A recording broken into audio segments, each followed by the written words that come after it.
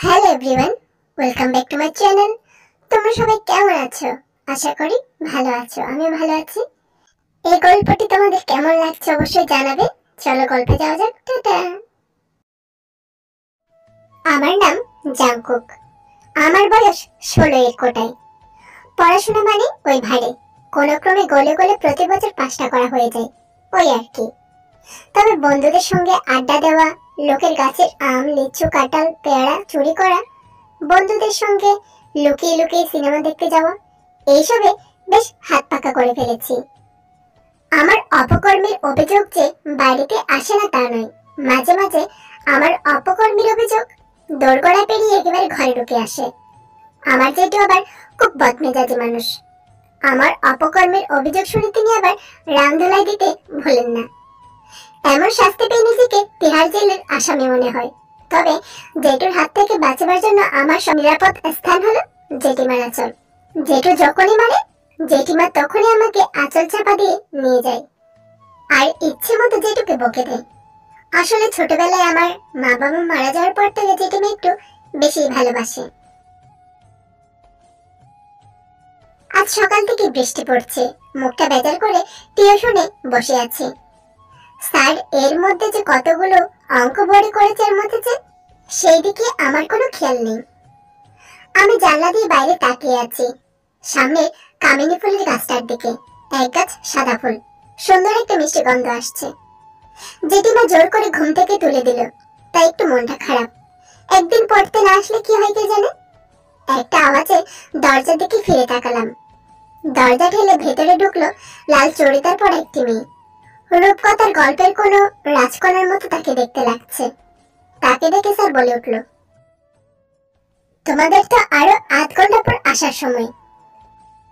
মেয়েটা মাথা নিচু করে দাঁড়িয়ে রইল। বাইরে ভালো বৃষ্টি হচ্ছে, দাঁড়াবার কোনো জায়গা নেই। এই অবস্থায় স্যার তাকে দেখে বলল, ঠিক আছে, পেছনে গিয়ে বসো। মেয়েটা সোজা এগিয়ে এসে আমাদের পেছনে সিটে বসলো। আমি মাথা ঘুরিয়ে পেছন থেকে তাকিয়ে রইলাম। মেয়েটা নিজেকে নিয়ে ব্যস্ত, ইচ্ছে করছে ওর সিটে গিয়ে বসতে, কিন্তু মরকটগুলোর জ্বালায় সেও পায়নি। হঠাৎ মেয়েটা চোখাচোখি হয়ে গেলাম, বুক ঢিপ ঢিপ করছে। মেয়েটা বড় বড় চোখ করে আমার দিকে তাকিয়ে রইল। না, আর তাকিয়ে থাকার সাহস হলো না, মুখ ফিরিয়ে নিলাম। মরকটগুলো মুচকি মুচকি হাসছে। বাড়িতে ফিরে জীবন বিজ্ঞান বইয়ের পাতা উল্টাতে লাগলাম। মেয়েটাকে দেখে আজ কেন এত জোরে বুকে ডিপডিপানি শুরু হয়েছিল সেটা জানা দরকার। টানা 2 ঘন্টা ঘাটাঘাটি করেও কিছুই পেলাম না। ধুর, যে বই প্রেম করতে সাহায্য করে না সেই বই আর কোন কাজের। মনের দুঃখে বইটাকে খাটের তলায় চালান করে দিয়েছি। পরের দিন স্কুলে গিয়ে মরকটগুলোকে সব কথা খুলে বললাম। মরকট মানে বুঝতে পারছেন না তাই তো? বুঝিয়ে বলছি, মানে বন্ধু নামক সাঙ্গপাঙ্গ। এবার গল্পে আসি।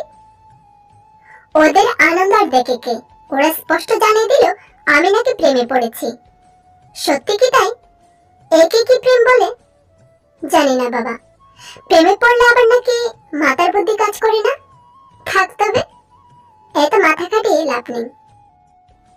2 দিনের মধ্যেই মরকটগুলো মেয়েটার তথ্য জানান দিল।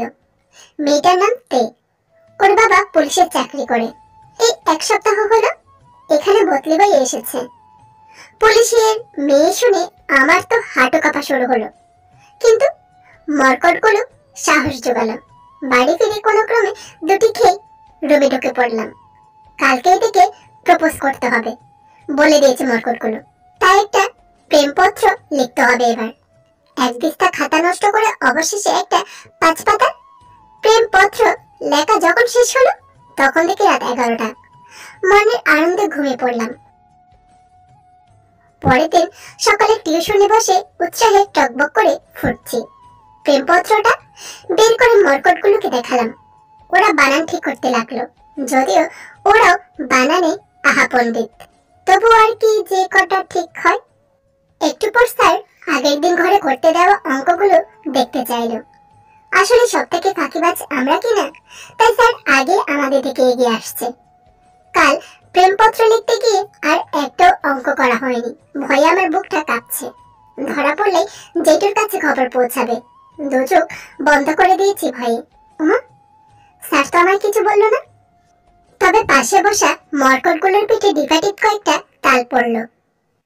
স্যার চলে যেতে বললাম, কি রে তুই তোর খাতা আমাকে দিয়ে নিজে মার খেলি কেন? কমরেডের জন্য একটু মার খাবো না? আমি নাকি কমরেড? বেটা মরকট কোথাকার। টিউশন শেষ হতেই বৃষ্টি শুরু। বাইরে বেরিয়ে আসলাম মরকটগুলোর সাথে। তুই চোখের সামনে দিয়ে রুমে ঢুকে গেল। এখন ও বেরিয়ে আসা পর্যন্ত অপেক্ষা করতে হবে। বৃষ্টিতে ভিজে যখন চুপসে গেছি তখন ওয়েবেস্টার ছুটি হলো। একটু পরেতে বেরিয়ে এলো। আজকেও দেখে বেশ সুন্দর লাগছে। মরকটগুলো আমাকে ঠেলে দিল। তে হ্যাঁ বলো।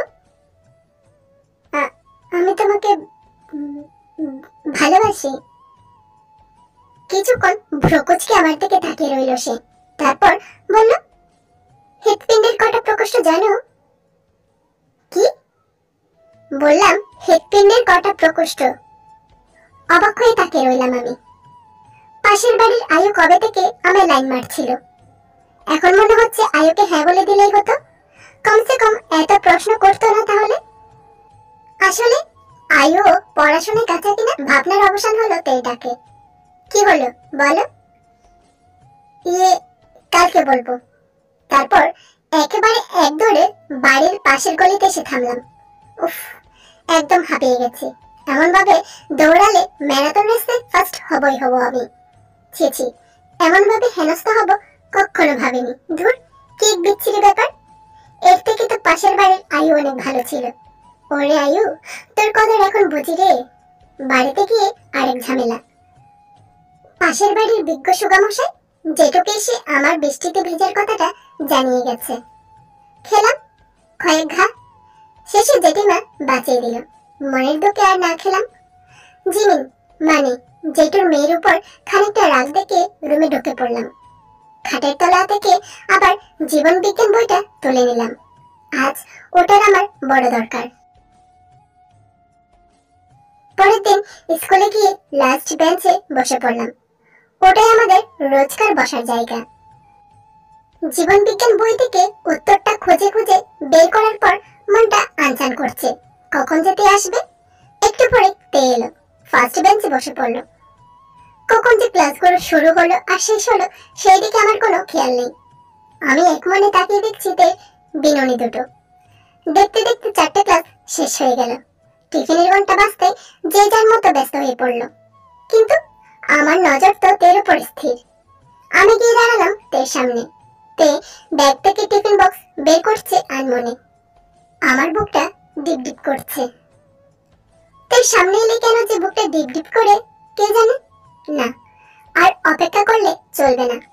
এবার বলে ফেললাম, হৃৎপিণ্ডে 4টা প্রকোষ্ঠ। ডান অলিন্দ, বাম অলিন্দ, ডান নিলয়, বাম নিলয়।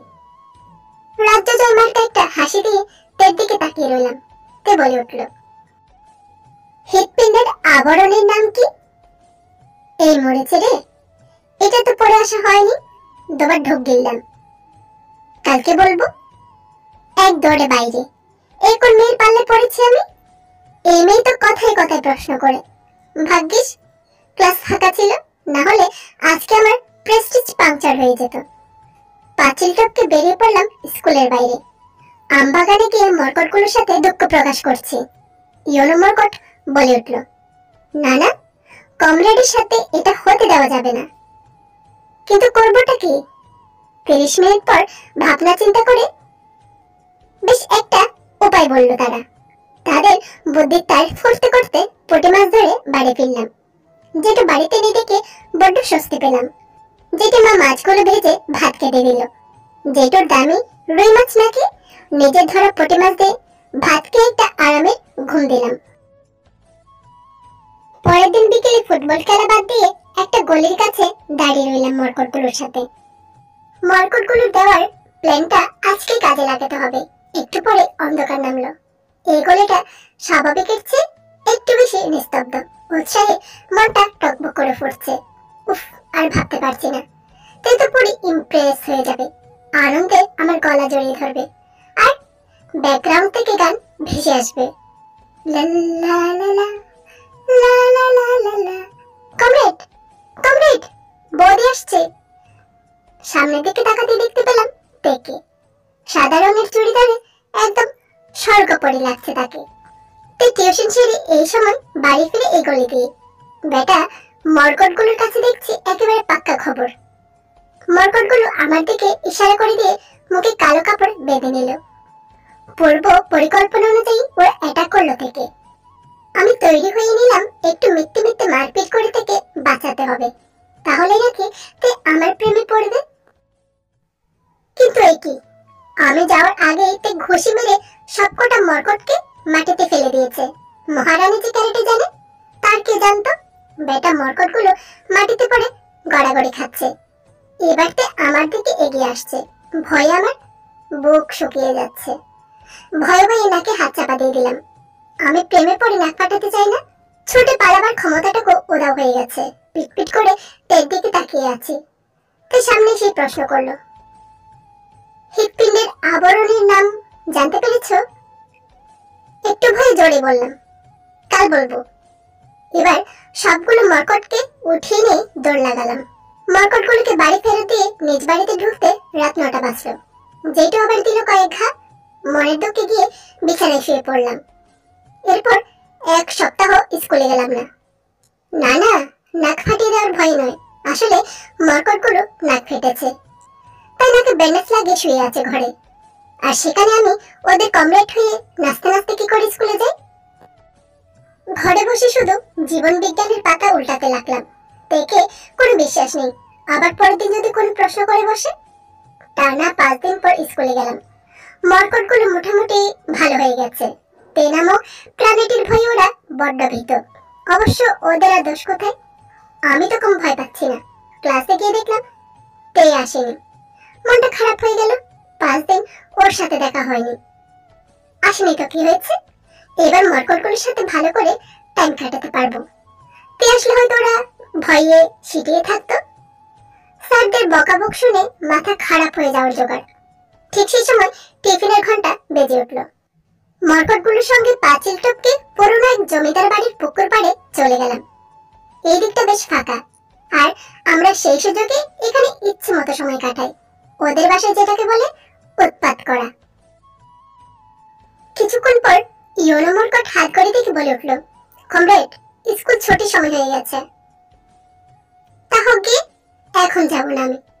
কিন্তু বাকিদের মুখ দেখে বুঝলাম বাইরে যাওয়ার বিলক্ষণ ইচ্ছা আছে। আসলে সবার বাড়িতে আমার মতো একটা করে দারোগা বাবু আছে কিনা, তাই এখন যাব না এই কথা বুক ফুলিয়ে বলতে পারছি না। সন্ধ্যার দিকে বই নিয়ে পড়তে বসলাম। আমার পড়ার একমাত্র বিষয় হচ্ছে বিজ্ঞান, কারণ এই প্রশ্নগুলো কেবল ওই বই থেকেই ঘুরে ঘুরে আসে। এ পাতা ও পাতা উল্টাতে উল্টাতে পেয়ে গেলাম তে প্রশ্নের উত্তর। হৃৎপিণ্ডের আবরণের নাম পেরিকার্ডিয়াম। মনটা খুব উসকুস করছিস। যদি এখনই একবার থেকে উত্তরটা জানিয়ে আসতে পারতাম তবে দারুণ হতো। সাথে সাথে উত্তরটা একটা চিরকুটে লিখে একটা বই হাতে নিয়ে জেঠুর সামনে এসে দাঁড়ালাম। কোথায় যাওয়া হচ্ছে? ইউনোর বইটা দিতে যাচ্ছি জেঠু, এক্ষুনি চলে আসবো। ঠিক আছে। জোরে জোরে সাইকেলের পেডেল করতে লাগলাম। পাশের পাড়াতেই তের বাড়ি। তেদের বাড়ির সামনে গিয়ে যখন দাঁড়ালাম ততক্ষণে রীতিমতো ঘেমে উঠেছি। দোতলা বাড়ির পুরোটাই ভাড়া দিয়েছে দারোগা বাবু। কি কপাল আমার, ঘরের দারোগা জেঠু, আর হবু শ্বশুর তো সত্যি সত্যি দারোগা। নিচের ঘর থেকে বাংলা সিরিয়ালের প্যানপেরানি শব্দ ভেসে আসছে, সাথে আবার ধুমতা নানা। উপরের বেলকনি দেওয়া ঘরটাতে আলো জ্বলছে। নির্ঘাত উপরের রুমেতে পড়তে বসেছে। একটা পাথরের টুকরো কাগজে চিরকুটের ভিতরে মুড়ে দিলাম ছুঁড়ে। মিনিট 2 চুপচাপ দাঁড়িয়ে দাঁড়িয়ে দেখার চেষ্টা করলাম তে উঠে আসে কিনা। না, থাক, আর আশা করা যাচ্ছে না। এবার বাড়ি ফিরি। মুচকি হেসে সামনের দিকে তাকাতেই দেখি সারে সর্বনাশ। সবকটা কালো কুকুর আমার সামনে দাঁড়িয়ে দাঁত বের করে গড়গড় করছে। সাইকেল ফেলে দিলাম দৌড়। ভয়ের চোটে যে সাইকেল চড়ে পালাবো সেই বুদ্ধিটাও আসেনি। বাড়ি এসে হাত ছেড়ে বাঁচলাম। পা টিপে ঘরে ঢুকতে গিয়ে দাঁড়িয়ে পড়লাম। আমার সামনে জিমিন। মিটি মিটি হেসে একটা হাত বাড়ালো। ওর হাতে এক্ষুনি একটা চকলেট না দিলে রাক্ষসীটা চেঁচিয়ে জেঠুর ঘুম নষ্ট করে দেবে। ক্লাস 7 পড়ছে, তাতে কি? এই বয়সে আমার আচ্ছা খাসা ব্যান্ড বাজে দে মেয়েটা।